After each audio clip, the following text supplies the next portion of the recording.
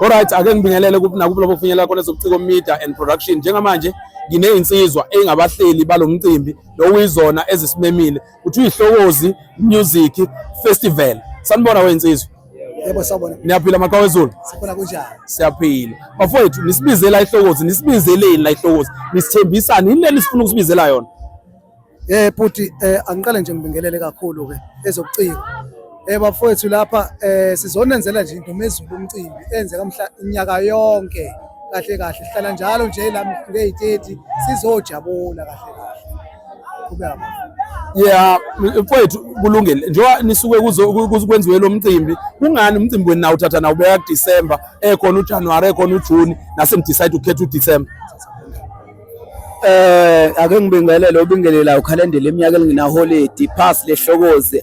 Inhloso yethu siyazi ukuthi makwama holiday kaDisemba bonke abantu basuke bekhona futhi seziphelile even nezemidlalo sase sicha asibuyele kulezi zamaciko sibenzele into enhle nje ukuze abantu bakwazi ukuthi bajabule bavala unyaka kahle bejabulile nokuthi ke sithuthukisa amakhono abafowethu la ngakithi mfowethu. Ngabe lo mcimbi enuhlelayo uthinta uMaskandi kuphela noma uthinta zonke onke amagender? Nami ake ngibingelele uMapendana lo udokotela wengoma ndabuka phezulu lapha eHluthankungu esigodini saseGoda.